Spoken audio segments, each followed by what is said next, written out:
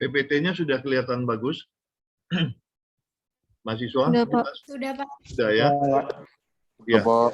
Sudah, Pak. Ya oke, untuk menghemat waktu, Bu Anissa silakan dimulai. Assalamualaikum warahmatullahi wabarakatuh. Untuk hari ini adalah pertemuan ketiga untuk mata kuliah aspek hukum dalam pembangunan dengan materi kegagalan konstruksi bangunan. Nanti setelah jam 13.45 nanti langsung masuk ke link yang kedua, karena untuk Zoom kan cuma 45 menit. Langsung saja untuk pemaparan materi dipersilakan kepada Pak Roni. Kepada Pak Roni dipersilakan. Ya, Bu Anissa, terima kasih. Bismillahirrahmanirrahim. Assalamualaikum warahmatullahi wabarakatuh. Waalaikumsalam warahmatullahi wabarakatuh. Ya, selamat ketemu lagi. Jadi hari ini kita udah pertemuan ketiga ya, pertemuan ketiga. Saya memilih topik ya, topiknya adalah kegagalan konstruksi bangunan. Jadi ada kegagalan konstruksi bangunan, ada kegagalan bangunan gedungnya. Ya, nanti kita akan melihat aspek-aspek hukum ya yang mengatur tentang kegagalan bangunan. Jadi ada kegagalan bangunan dan ada juga kegagalan konstruksi bangunan. Ya, ini dalam pelaksanaan bangunan ya, suatu kegagalan itu walaupun ya biasanya kan dikarenakan oleh human error itu bisa terjadi ya, walaupun didesain dengan baik itu juga bisa terjadi, mungkin saja ya karena kesalahan pelaksanaannya atau kesalahan daripada pengguna bangunannya. Jadi ada berbagai faktor ya. Nah, itulah yang akan kita lihat hari ini ya, dari sisi aspek hukumnya seperti apa dia. Nah, sebelum kita lebih lanjut membahas masalah kegagalan bangunan ini, ya ada baiknya kita lihat dulu definisi ya kegagalan bangunan dan definisi kegagalan konstruksi. Jadi dia berbeda.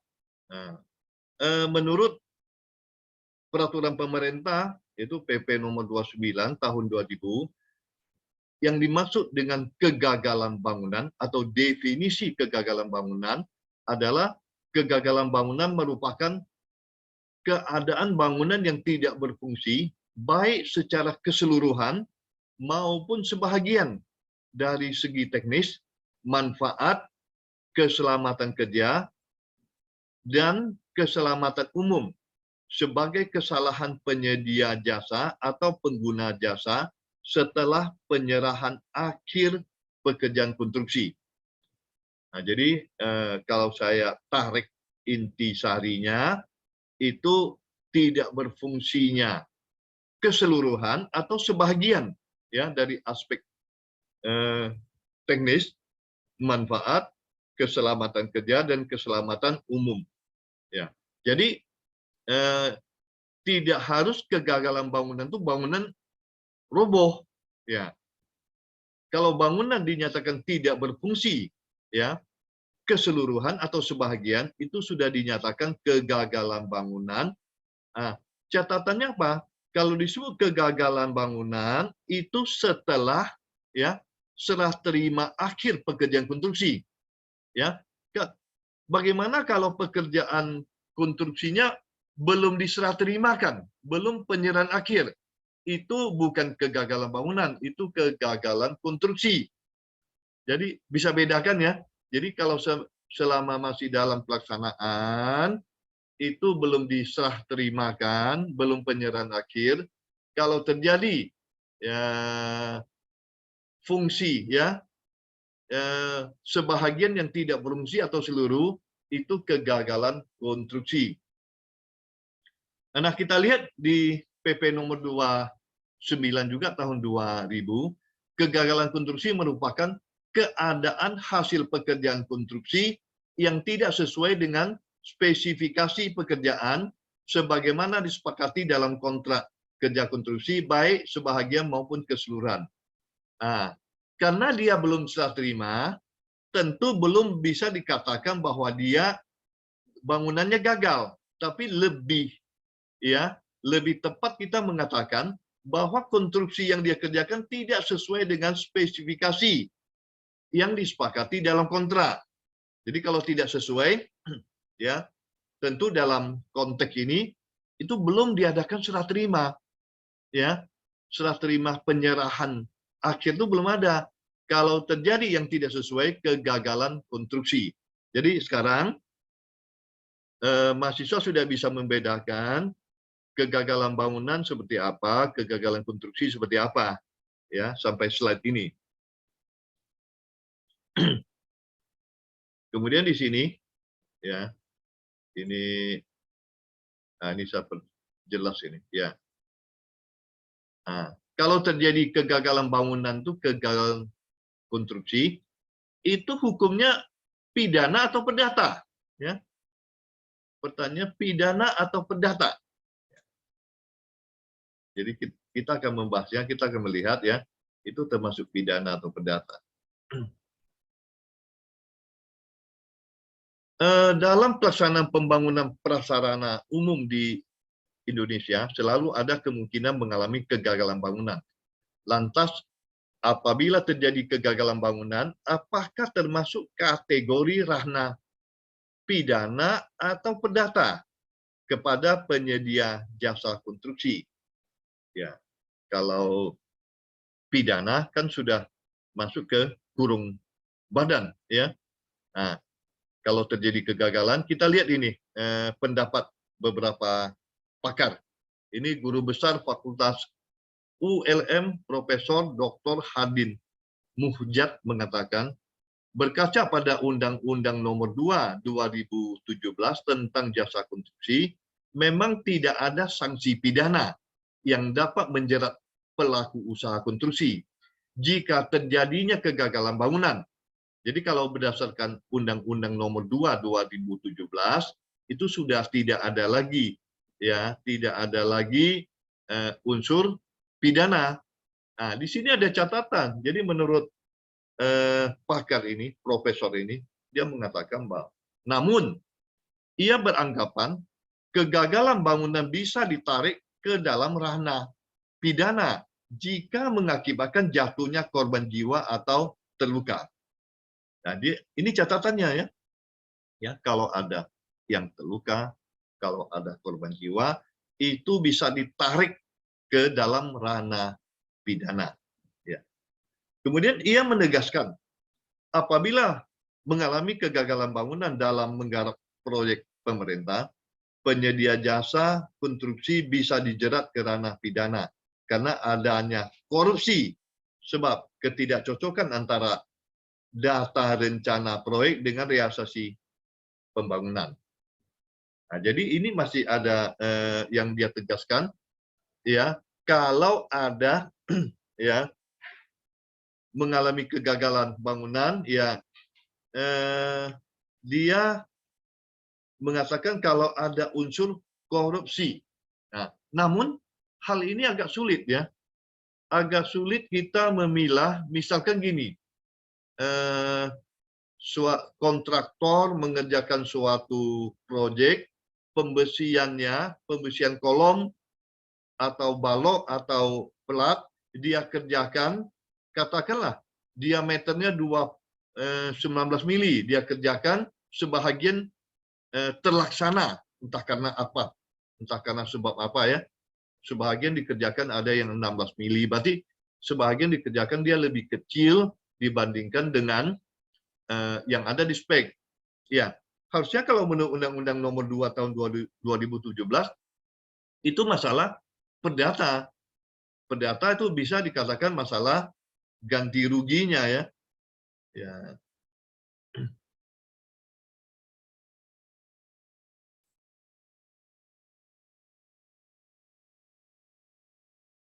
Sebentar, masih terkoneksi. Ini ada tampilan ini.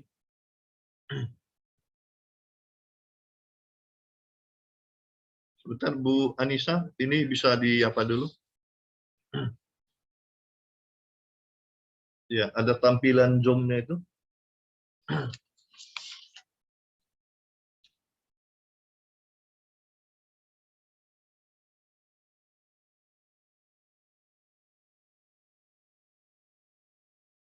Kenapa diganti? Apa emailnya? Ya. Bu Yuli kelihatannya ikut ya? Itu bisa. Oh iya. Paling nanti waktu di video kan di apa aja? Seleksi aja nanti. Ya. Yang bagian terputus itu bisa di-cut aja. Tapi record kan jalan terus kan?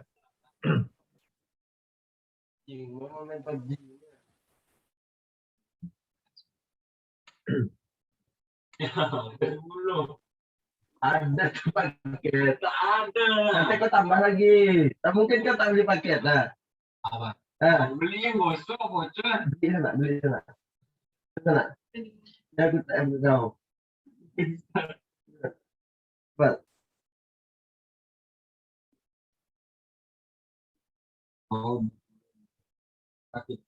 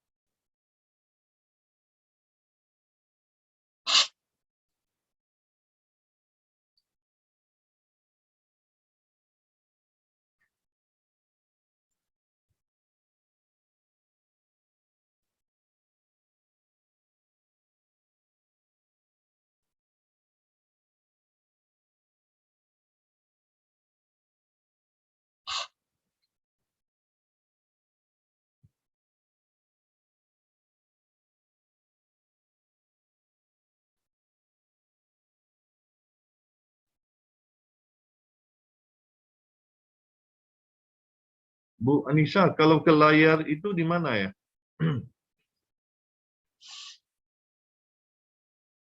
Ini kan layar ini, jadi saya nggak kelihatan nanti apa video saya tuh terfokus apa tidak gitu nanti.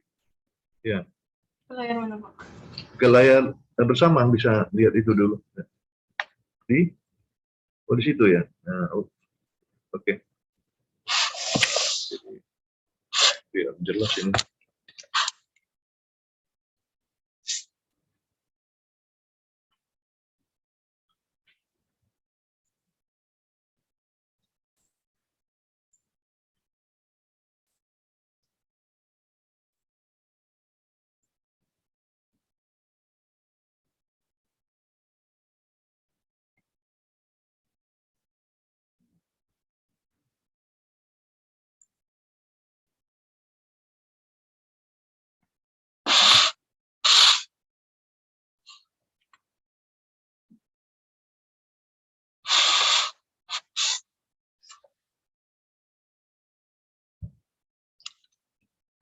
Ya tadi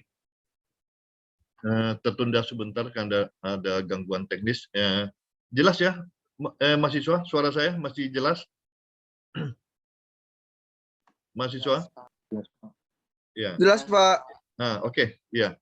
Kita teruskan. Tadi sampai di sini. Tadi saya mengatakan bahwa tadi misalkan dalam suatu pembangunan kontraktor memasang jumlah tulangan yang lebih sedikit atau mungkin diameter tulangan yang lebih kecil, itu kan harusnya kalau kita mengacu kepada Undang-Undang Nomor 2 tahun 2017 itu masalah perdata, bukan pidana. Tetapi ya kalau di sana tadi dikatakan oleh pakar ini bahwa mengatakan kalau seandainya ada unsur korupsi. Nah, yang dikatakan unsur korupsi ya mungkin di sini ada suatu kerjasama yang negatif ya antara kontraktor dan pihak-pihak pengawas dan lain-lainnya. Atau Kalau saya lebih cenderung mengatakan kalau dibawa ke ranah, ya, mengatakan bahwa itu adalah penipuan, ya, itu jatuhnya ke pidana. Jadi memang sulit ya. Kita mengatakan itu disengaja apa tidak. Harusnya kalau sesuatu terjadi perbedaan spek tanpa ketidaksengajaan, kalau di Undang-Undang Nomor 2 2017 ya mau sengaja mau tidak sengaja harusnya perdata, ya kan? Tetapi sulit kalau itu dikatakan sengaja, ya sulit kita menghindari dari unsur pidananya. Apalagi kalau dikatakan ada unsur penipuan. Nah, mungkin di situ bedakan kalau menurut undang-undangnya itu sudah tidak ada, ya tidak bisa ya dibawa ke ranah pidana. Nah, ini ada suatu peristiwa. Saya ambil suatu contoh. Ini kegagalan jembatan Mandas Tanah, ya, di Kalimantan Selatan. Jadi kalau berkaca sini, ya, ini kita lihat di sini bahwa perbuatan terdakwa ini saat itu didakwa oleh jaksa, ya, diancam pidana dalam primer pasal 2 dan subsidiar pasal 3 ayat 1. Ini contoh pasal 18 Undang-Undang RI nomor 31 tahun 1999 tentang pemberantasan tindak pidana korupsi sebagaimana telah diubah dengan Undang-Undang RI nomor 20 tahun 2001 tentang perubahan asas Undang-Undang nomor 31 tahun 1999 tentang pemberantasan tindak pidana korupsi, contoh pasal 55 ayat 1 ke 1 KUH pidana. Nah, jadi bahwa dalam peristiwa ini, ya, membuat perencanaan bangunan atas dasar ilmiah sehingga sudah bisa diprediksi kekuatan bangunan, namun dalam pelaksanaan justru berbeda dengan perencanaan berujung terjadinya kegagalan bangunan, sehingga dikategorikan tindak pidana korupsi. Jadi kalau menurut undang-undang tadi, ya, Undang-Undang nomor 2017 kan tidak ada unsur pidananya, tapi dalam kenyataannya salah satu contoh kasus yang saya ambil ini memang didakwa diancam dengan pidana, ya, sesuai dengan pasal-pasal ya KUH pidana yang saya sebutkan tadi.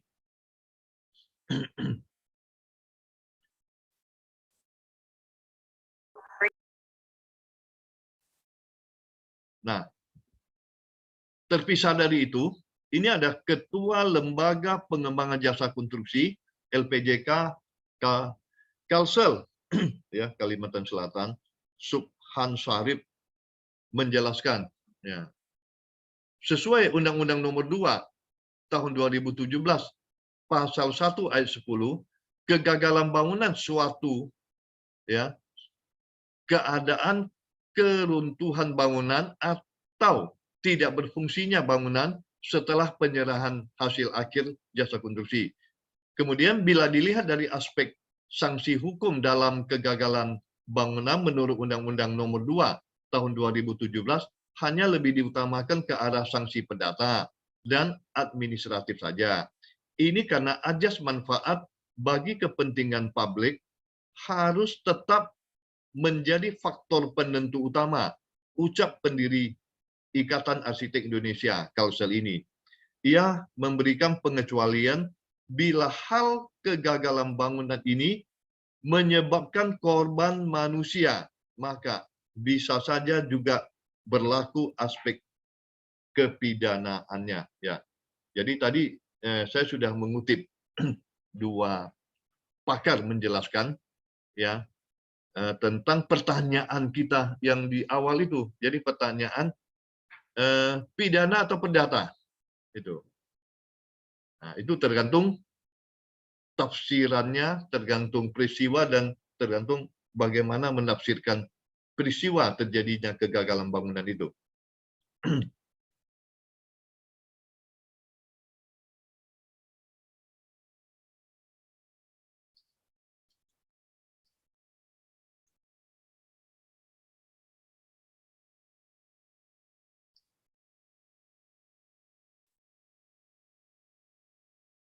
Nah, kita lanjut ya. Lihat nih latar belakang bahwa suatu kontrak konstruksi yang telah memenuhi syarat-syarat yang sah dan ajas-ajas suatu kontrak tidak menutup kemungkinan untuk terjadi kegagalan bangunan. Dalam pekerjaan konstruksi, bangunan sering ditemukannya kegagalan bangunan yang dapat diakibatkan oleh pihak penyedia jasa atau pengguna jasa. Semua pekerjaan konstruksi melakukan pergerakannya sesuai dengan tahapan atau siklus kegiatannya, yaitu diawali dengan perencanaan, sifat bahan bangunan yang digunakan, pengujian bahan dan bangunan konstruksi, pelaksanaan dan pengawasan, serta pemeliharaan bangunan. Kegiatan-kegiatan tersebut harus dilakukan secara bertahap agar memperoleh hasil yang baik dan memuaskan. Tahap-tahap tersebut harus dilakukan dengan baik. Jika pada salah satu tahap terjadi kegagalan, maka akan mempengaruhi kegiatan yang lainnya, serta harus mengikuti ketentuan atau standar yang berlaku.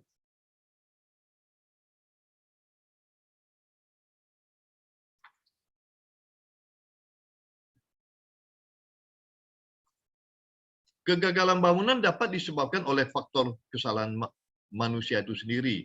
Kesalahan manusia itu dapat diakibatkan dari ketidaktahuan, kesalahan kinerja, kecerobohan dan kelalaian, dan keserakahan. Ketidaktahuan dapat mengakibatkan dari kurangnya pelatihan, pendidikan, dan pengalaman. Kesalahan kinerja, kecerobohan, dan kelalaian termasuk salahnya dalam perhitungan dan tidak terperinci, tidak benar dalam membaca gambar dan spesifikasi menurut Undang-Undang Republik tahun 2017 tentang jasa konstruksi pasal 6 disebutkan bahwa tanggung jawab dan unsur-unsur dalam itu kan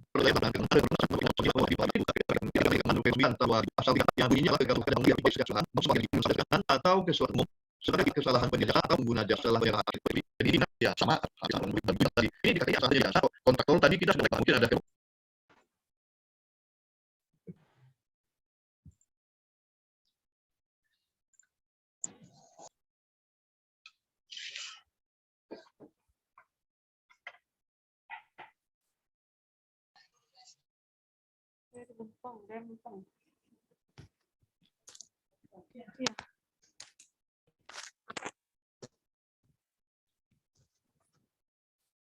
Recording.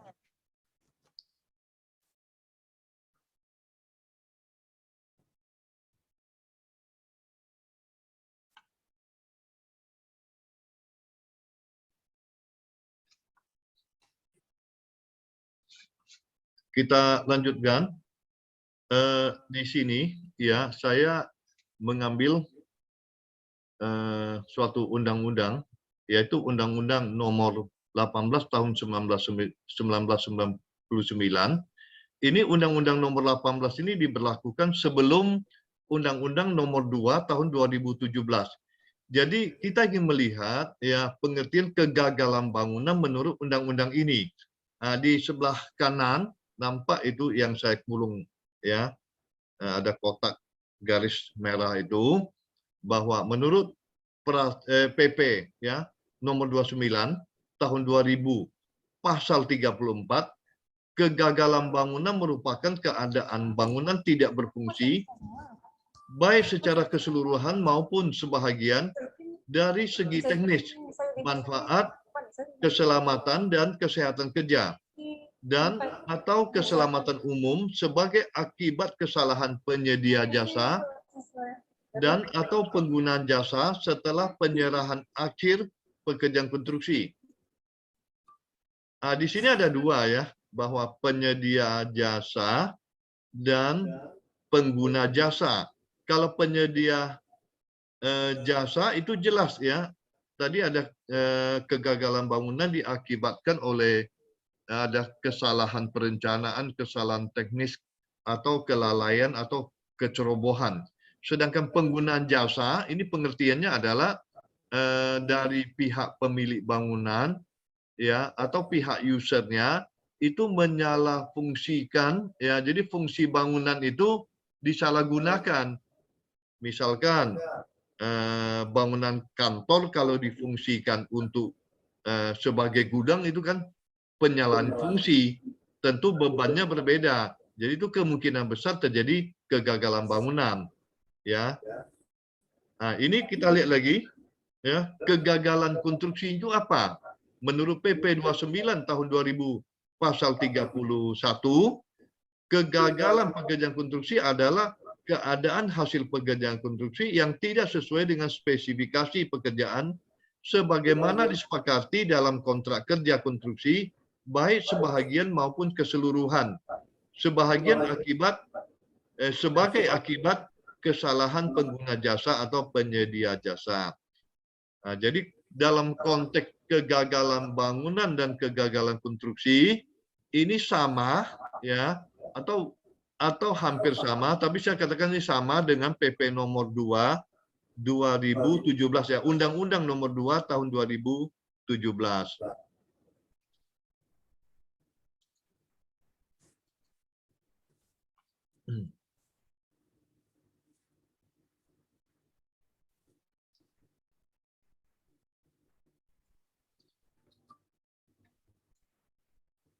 Jadi ini kita kutip kembali bahwa aspek hukum berdasarkan Undang-Undang Kegagalan Bangunan terbagi atas beberapa definisi, diantaranya ya ini dari Undang-Undang Nomor 18 Tahun 1999 tentang jasa konstruksi, kemudian Peraturan Pelaksana Undang-Undang Jasa Konstruksi, yang ketiga ini HAKI pada tahun 2001 ini mencoba mengkaitkan Undang-Undang RI Nomor 18 99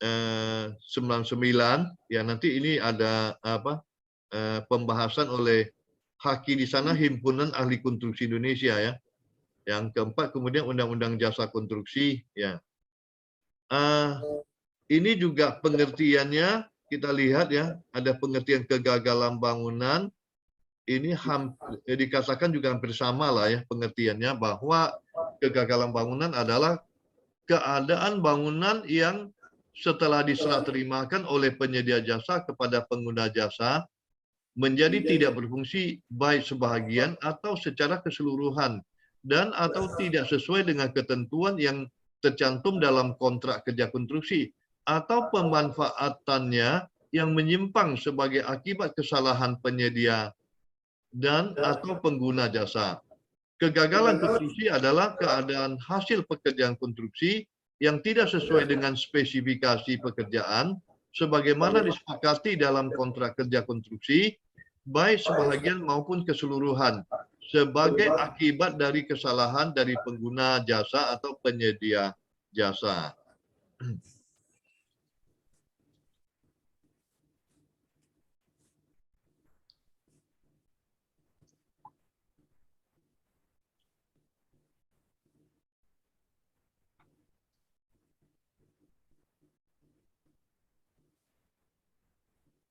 Nah, tadi kita ada membahas ya masalah bahwa kegagalan bangunan itu masalah pidana atau masalah perdata. Ya, kita lihat dulu Undang-Undang Nomor 18 99 Pasal 43. Jadi kalau di Undang-Undang Nomor 18 ya saya ralat Undang-Undang bukan pasal Nomor 18 tahun 1999 Pasal 43 ini masih dalam konteks unsur pidananya ya. Jadi kita lihat pasal 43-nya, barang siapa yang melakukan perencanaan pekerjaan konstruksi yang tidak memenuhi ketentuan keteknikan dan mengakibatkan kegagalan pekerjaan konstruksi atau kegagalan bangunan dikenakan pidana paling lama 5 tahun penjara dan atau dikenakan denda paling banyak 10% dari nilai kontrak. Nah, di paragraf pertama ini dikatakan bahwa ini si perencana kalau terjadi kegagalan bangunan itu dapat dipidana ya selama 5 tahun atau denda 10% ya dari nilai kontrak. Jadi keduanya bisa diterapkan, pidananya atau dendanya. Nah, kemudian di paragraf kedua, barang siapa melakukan pelaksanaan pekerjaan konstruksi yang bertentangan atau tidak sesuai dengan ketentuan keteknikan yang telah ditetapkan mengakibatkan kegagalan pekerjaan konstruksi atau kegagalan bangunan dikenakan pidana paling lama 5 tahun penjara atau dikenakan denda paling banyak 5% dari nilai kontrak. Nah, jadi ini berlaku, di sini dikatakan dia berlaku untuk kegagalan konstruksi atau kegagalan bangunan. Ya, jadi kedua-duanya bisa dipidana atau didenda. Terus paragraf ketiga, barang siapa yang melakukan pengawasan pelaksanaan pekerjaan konstruksi, ini pengawasannya dengan sengaja memberikan kesempatan kepada orang lain yang melaksanakan pekerjaan konstruksi melakukan penyimpangan terhadap ketentuan keteknikan dan menyebabkan timbulnya kegagalan pekerjaan konstruksi atau kegagalan bangunan dikenakan paling lama 5 tahun dan 5% ya atau denda 5%. Jadi di sini dikatakan ya ada kata-kata yang saya garis bawahi sengaja ya dengan sengaja. Jadi dengan sengaja memberikan pelaksanaan pekerjaan konstruksi melakukan penyimpangan ya. Jadi ada bunyi dengan sengajanya. Ya memang ini agak sulit ya menilai sengaja atau tidak sengajanya. Kemudian kita ke peraturan pemerintah PP nomor 29 tahun 2000 pasal 32-nya. Ya. Pasal 32-nya ini paragraf yang atas ya perencana konstruksi bebas dari kewajiban untuk mengganti atau memperbaiki kegagalan pekerjaan konstruksi sebagaimana yang dimaksud dalam pasal 31 yang disebabkan kesalahan pengguna jasa, pelaksanaan konstruksi dan pengawas konstruksi. Nah, jadi kalau perencana telah merencanakan dengan baik, terjadi kegagalan bangunan, seperti pasal 31 itu mengatakan ini kesalahan pengguna jasa, pelaksanaan konstruksi dan pengawasan konstruksi, maka si perencana dapat ya bebas dari kewajiban untuk mengganti rugi atau memperbaiki kegagalan pekerjaan konstruksi. Pelaksana konstruksi bebas dari kewajiban untuk mengganti atau memperbaiki kegagalan pekerjaan konstruksi sebagaimana yang dimaksud dalam pasal 31 yang disebabkan oleh kesalahan pengguna jasa, perencana konstruksi dan pengawas konstruksi. Jadi pelaksana bisa bebas juga kalau kesalahannya bukan kesalahan dia, melainkan kesalahan pengguna jasa, perencana konstruksi dan pengawas konstruksi. Kemudian pengawas konstruksi bebas dari kewajiban untuk mengganti rugi atau memperbaiki kegagalan pekerjaan konstruksi sebagaimana dimaksud dalam pasal 31 yang disebabkan oleh kesalahan pengguna jasa, perencana konstruksi dan pelaksana konstruksi. Penyedia jasa wajib mengganti atau memperbaiki kegagalan pekerjaan konstruksi sebagaimana dimaksud dalam pasal 31 yang disebabkan oleh kesalahan penyedia jasa atas biaya sendiri.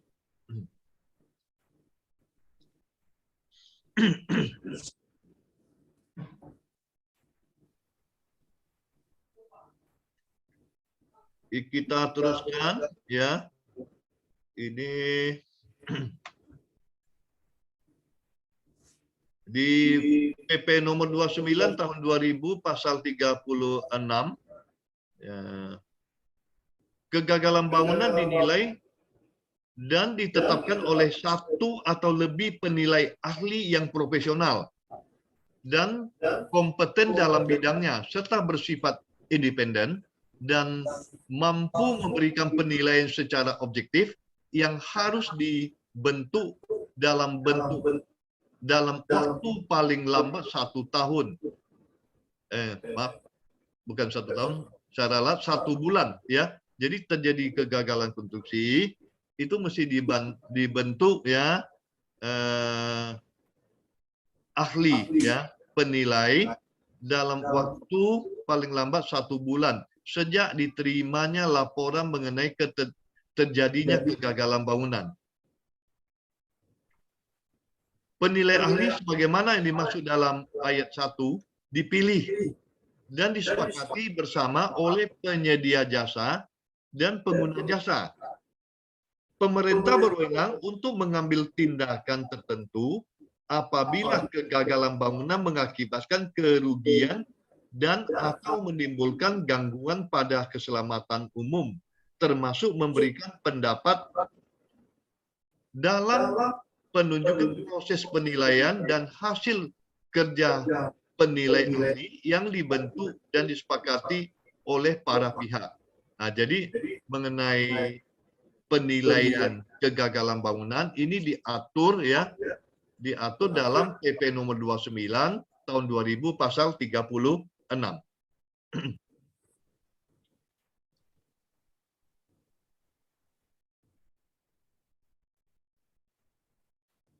Kemudian di PP nomor 29 tahun 2000 pasal 38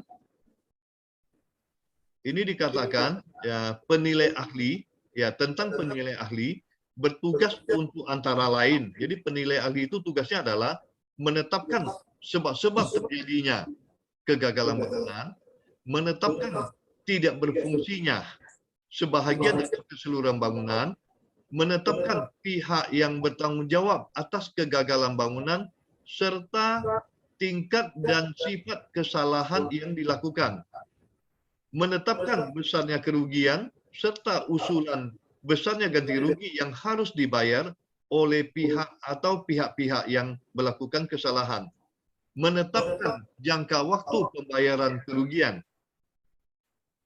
Terus penilai ahli berkewajiban untuk melaporkan hasil penilaiannya kepada pihak yang menunjuknya dan menyampaikan kepada lembaga dan instansi yang mengeluarkan izin membangun paling lambat 3 bulan setelah melaksanakan tugasnya.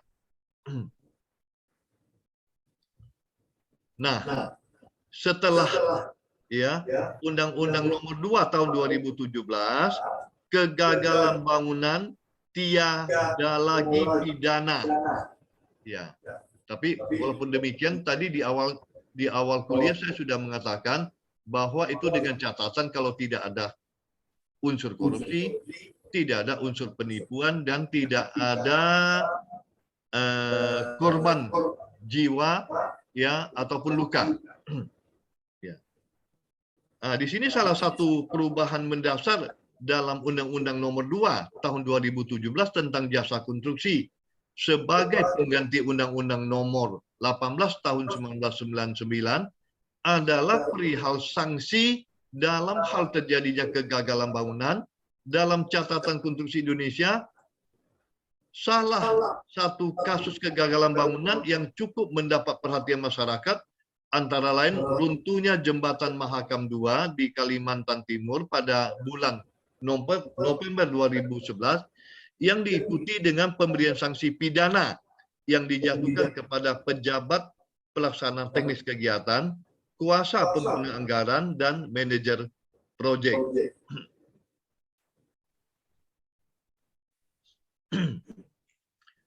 Nah, dalam Undang-Undang Jasa Konstruksi 1999, pengertian kegagalan bangunan adalah sebagai berikut. Tadi sudah disebutkan ya, kita bandingkan dengan pengertian di Undang-Undang Nomor 2 Tahun 2017.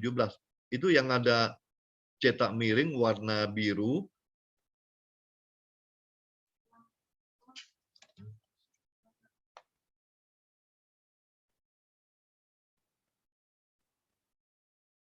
Mungkin biar aja lah kalau sudah terlambat menunggu perkuliahan aja. Nah kan, ya harusnya biarkan aja.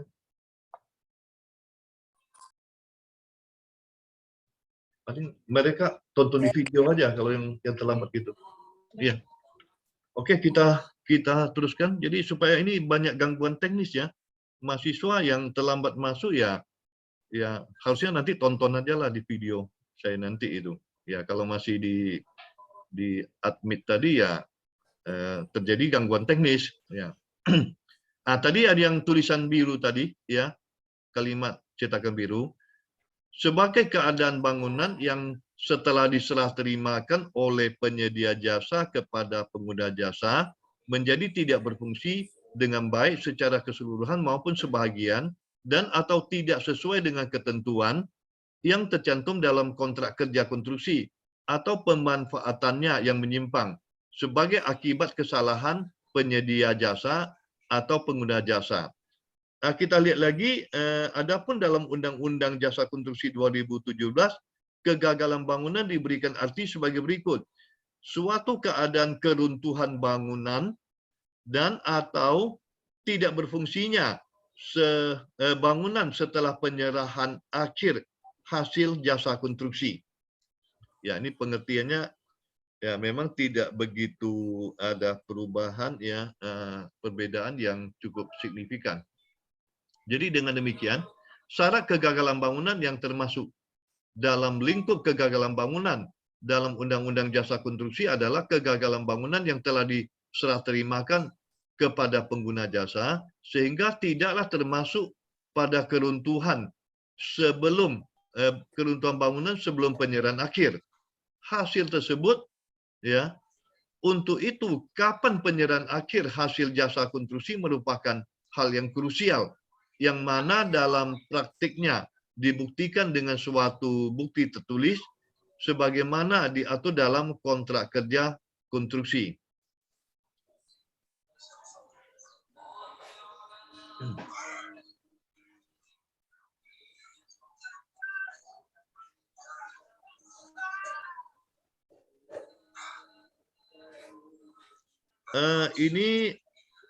Ini ada saya tampilkan ya cover dari Undang-Undang Nomor 18 tahun 1999. Ya.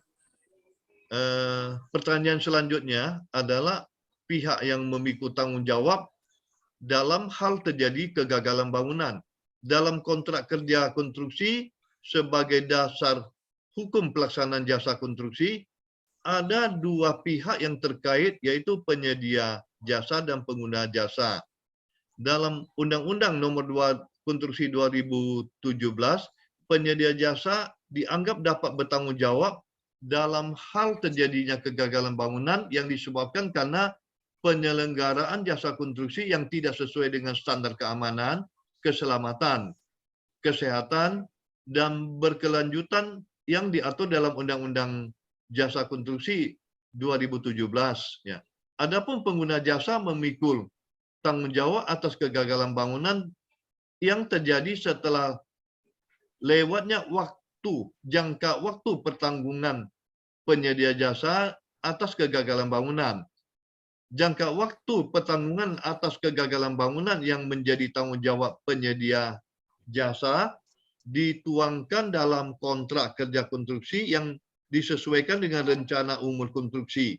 Dalam hal rencana umur konstruksi lebih dari 10 tahun, maka penyedia jasa hanya bertanggung jawab atas kegagalan bangunan paling lama 10 tahun terhitung sejak tanggal penyerahan akhir layanan jasa konstruksi. Di sini saya mau tampilkan ya perbedaan Undang-Undang Jasa Konstruksi 1999 itu dengan Undang-Undang Jasa Konstruksi 2017. Yang pertama tentang pergantian perbaikan bangunan. Ini tidak diatur dalam Undang-Undang 1999, tetapi diatur dalam Undang-Undang Nomor 2017 Pasal 63. Ya, diatur mengenai penggantian perbaikan bangunan. Di Pasal 63, Undang-Undang Nomor 2017 mengatakan bahwa penyedia jasa wajib mengganti atau memperbaiki kegagalan bangunan sebagaimana dimaksud dalam Pasal 60 ayat 1 yang disebabkan kesalahan penyedia jasa. Yang sebelumnya di Undang-Undang Nomor 1899 itu tidak diatur, ya, itu blanknya di sana. Terus mengenai ganti rugi di Undang-Undang 1999 di pasal 26 itu ada dua ayat ya.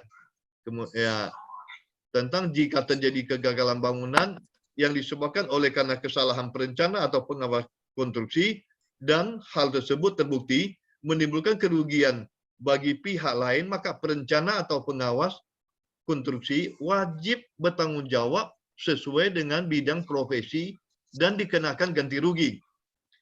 Yang ayat 2-nya, jika terjadi kegagalan bangunan yang disebabkan karena kesalahan pelaksanaan konstruksi dan hal tersebut terbukti menimbulkan kerugian bagi pihak lain, maka pelaksana konstruksi wajib bertanggung jawab sesuai dengan bidang konstruksi bidang usaha dan dikenakan ganti rugi.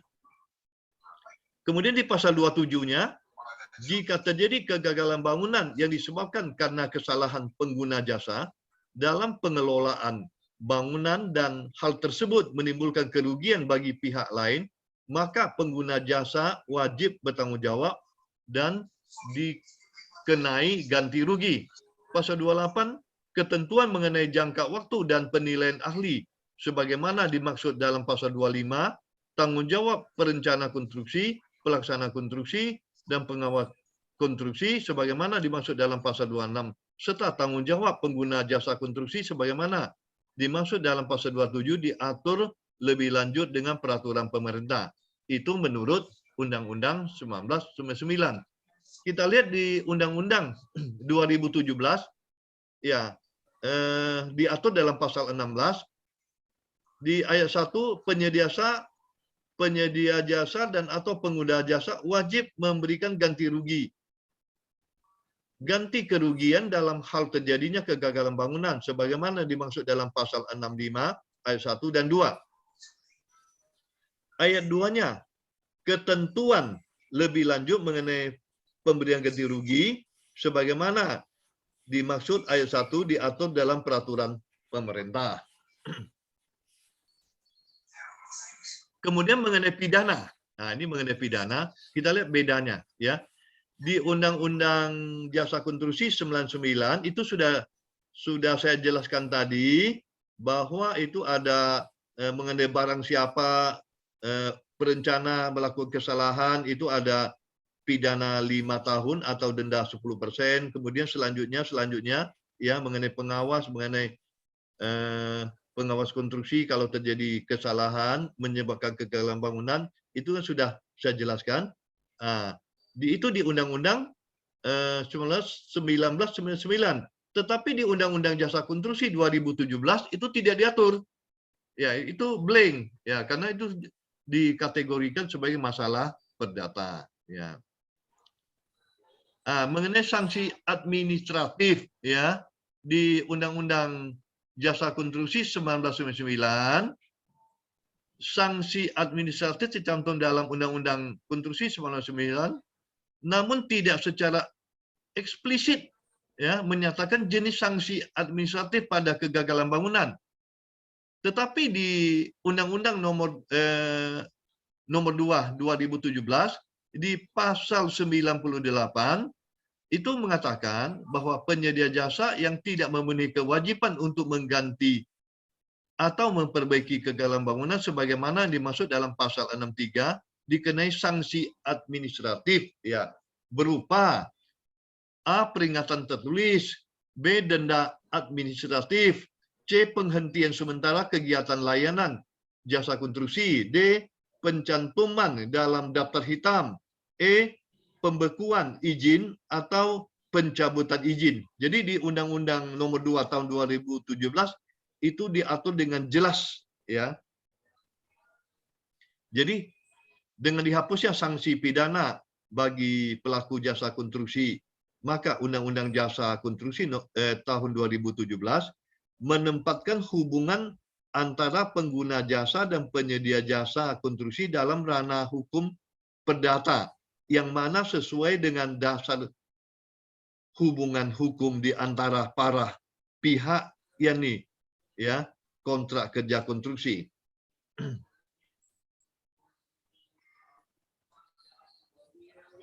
Ya, ini waktunya sudah hampir habis ya. Materi saya pun sudah habis ya. Nanti kalau tanya jawab mungkin di session ketiga kita atur link lagi kalau waktunya sudah habis.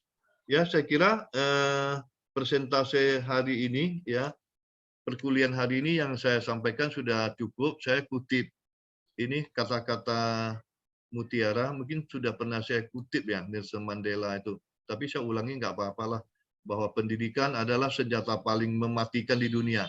Karena dengan pendidikan Anda dapat mengubah dunia. Sekian, terima kasih. Wassalamualaikum warahmatullahi wabarakatuh. Ya, kita kembalikan ke Bu Anissa. Waalaikumsalam warahmatullahi wabarakatuh. Waalaikumsalam warahmatullahi wabarakatuh. Pak. Ya, jadi waktu kita kembalikan ke Bu Anissa. Kalau terputus, ya, apakah Bu Anissa dianggap kuliah sudah selesai atau kita buat link baru lagi? Mungkin Bu Anissa yang ngatur. Ya, silakan Bu Anissa. Terima kasih kepada Pak Roni. Jadi untuk sesi kedua ini telah selesai. Untuk sesi ketiga nanti untuk tanya jawab. Nanti akan dibagikan linknya kembali.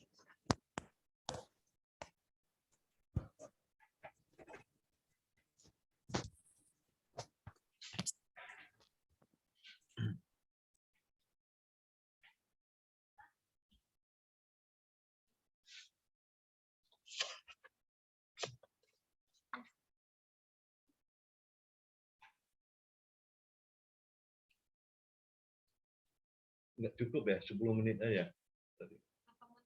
8 menit lagi.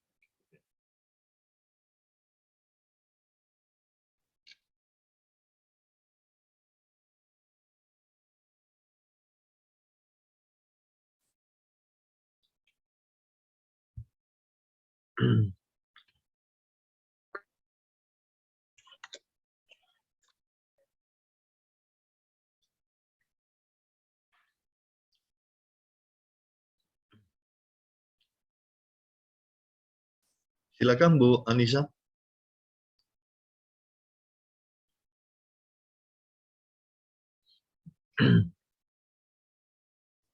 Baiklah, selanjutnya kita masuk ke sesi tanya jawab. Kepada mahasiswa yang sudah hadir, apakah ada pertanyaan mengenai perkuliahan tadi?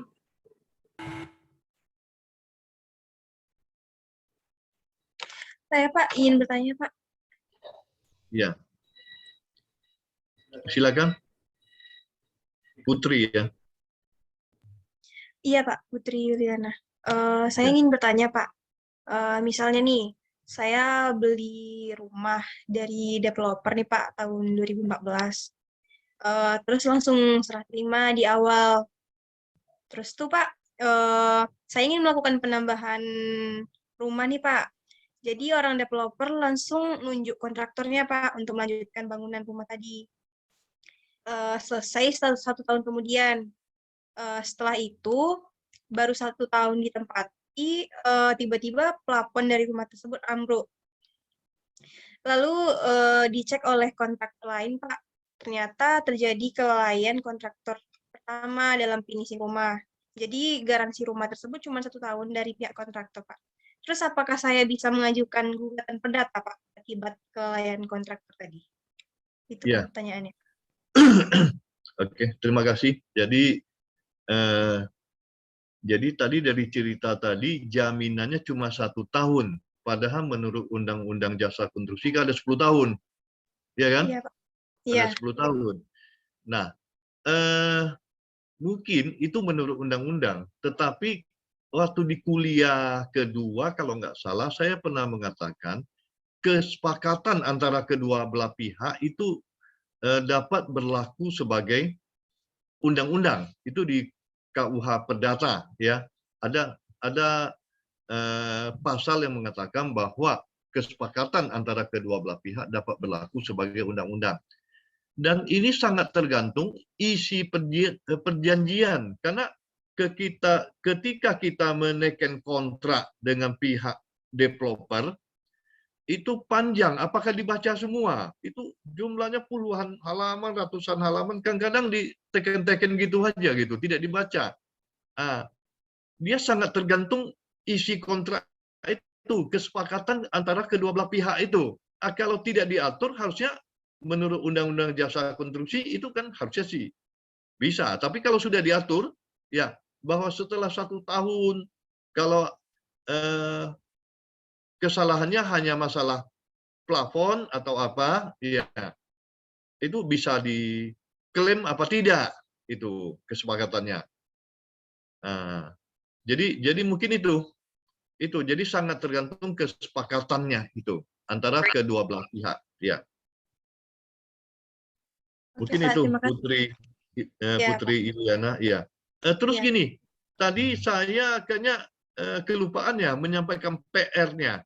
Karena sekarang undang-undang terbaru adalah Undang-Undang Cipta Kerja. Jadi di PR itu nanti dibaca di PPT yang saya berikan, cari Undang-Undang Cipta Kerja, ya cari pasal-pasal ataupun ayat yang ada kaitannya dengan kegagalan bangunan, kegagalan konstruksi.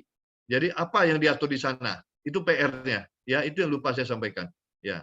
Jadi untuk semua ya, PR-nya coba nanti lihat di PPT itu. Saya sudah kirimkan PPT-nya. Di sana ada PR yang mengkaitkan Undang-Undang Cipta Kerja. Ya, undang-undang terbaru. Itu tahun berapa itu? Tahun 2000 atau tahun berapa? Undang-undang terbaru itu. Ya. Ya, silakan. Yang lain. Yang baru join, apakah ada pertanyaan tentang kuliah tadi?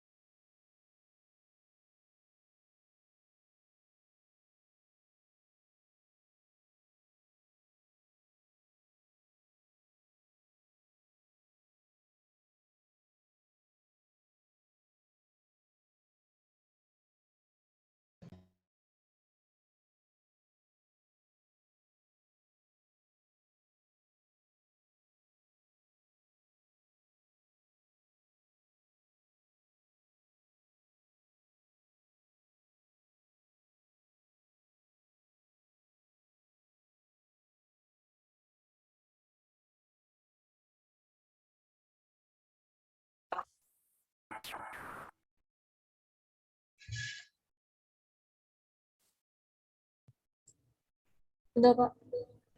Oke, ya, silakan. Apa ada pertanyaan yang lain dari rekan-rekan yang baru join?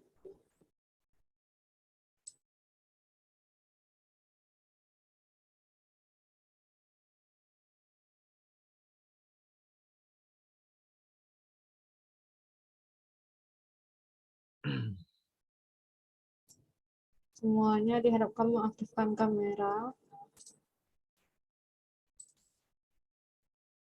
Mungkin saya tambahkan sedikit yang Putri Yuliana tadi, sebaiknya kalau ada kasus kayak gitu bisa ditempuh itu dulu mediasi yang tadi kan, ditempuh dulu mediasi atau arbitrase itu yang pada kuliah kedua kan ada ya, bisa ditempuh dulu ya. Iya. Ya, Iya. karena juga bukan masalah besar ya, kecuali masalah bangunan roboh gitu kan. Iya, Pak. Ya. Ya, yang lainnya ini asik nih diskusi ini. Pak, ini ada pertanyaan di kolom chatnya, Pak.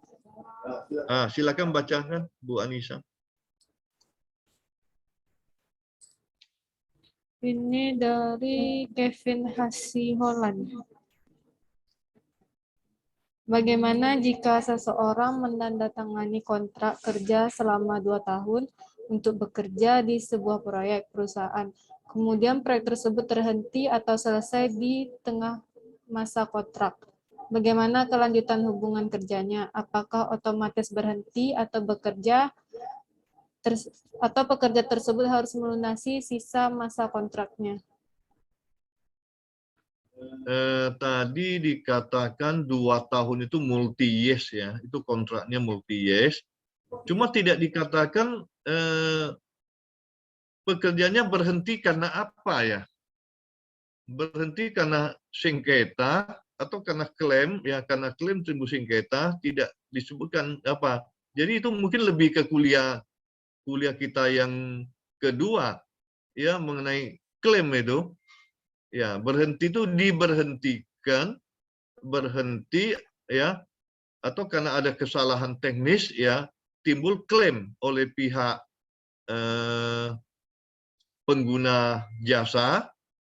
Nah, kemudian klaimnya bisa dikatakan ya bisa pemberhentian kontraktor diganti kontraktor lain. Jadi tadi tidak disebutkan masalahnya apa. Jadi bisa saja terjadi berhenti diteruskan oleh pihak ketiga karena hal tertentu. Bisa saja terjadi gitu ya, karena hal tertentu ya. Atau mungkin ya berhenti nanti bisa saja bekerja kembali ya. Nah, tadi juga karena tidak disebutkan karena hal apa gitu. Mungkin itu Bu Anissa jawaban pertanyaan itu ya. Terima kasih Pak. Apakah ada pertanyaan lain dari rekan-rekan?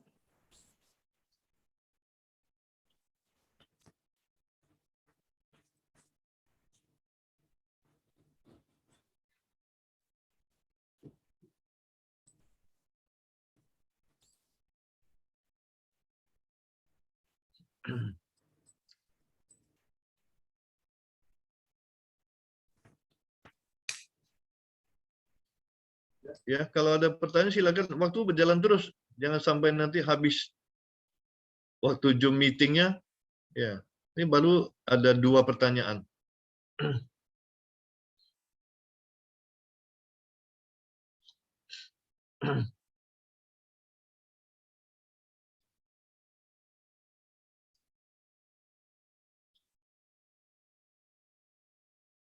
Ya, saya ingatkan lagi, PR-nya jangan lupa dikumpul sebelum kuliah berikutnya.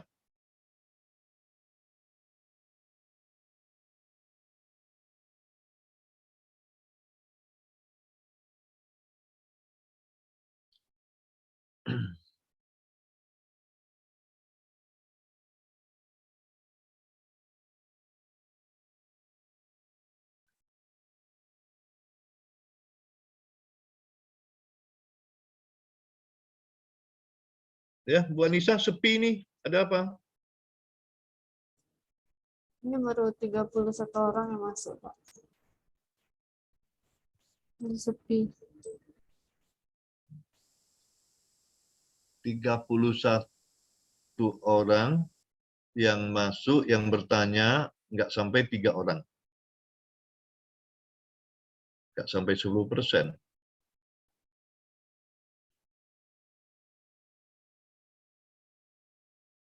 Atau mungkin gini, saya yang bertanya, mungkin tadi ada penanya pertama, Putri Yuliana, bisa nggak ceritakan, tadi kan banyak ya, perbedaan Undang-Undang Nomor 1899 dengan Undang-Undang Nomor 2 Tahun 2017, ada perbedaan-perbedaan yang prinsip. Sebutkan salah satu aja, ya, salah satu aja apa tuh? Putri Yuliana.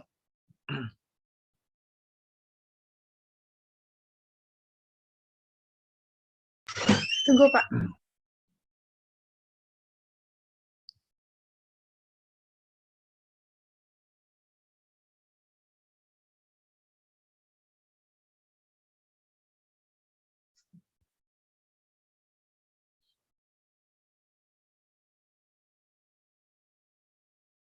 Yang lainnya juga siap-siap, itu ada beberapa perbedaan.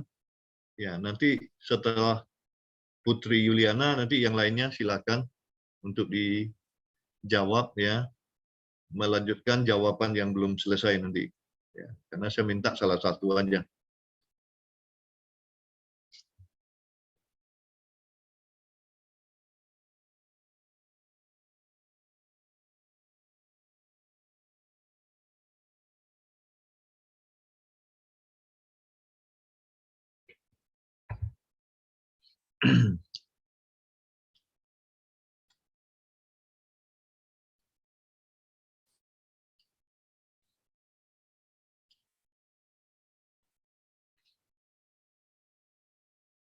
Yang undang-undang berapa tadi, Pak?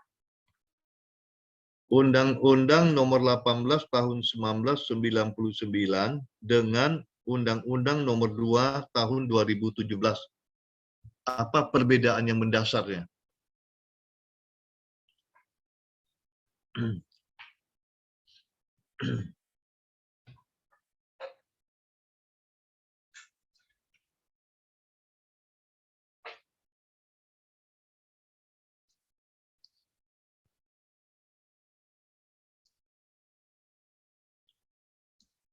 Ya, kemana perginya Putri Yuliana tadi? Atau yang lainnya bantu jawab.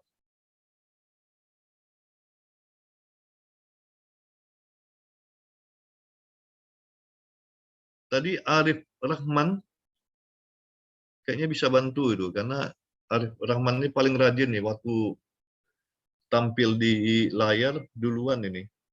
Arif Rahman dengan siapa tadi? Dengan Wahyu Pangestu.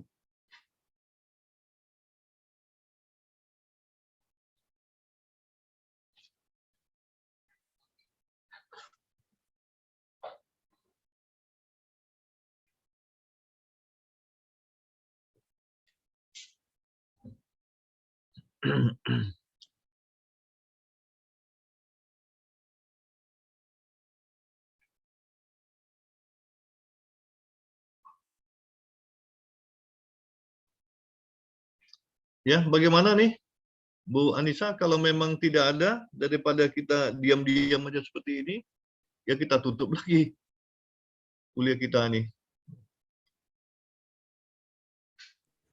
Berarti ditutup aja, Pak. Ya, kalau tidak ada, ya. Apakah tidak ada pertanyaan lagi dari rekan-rekan?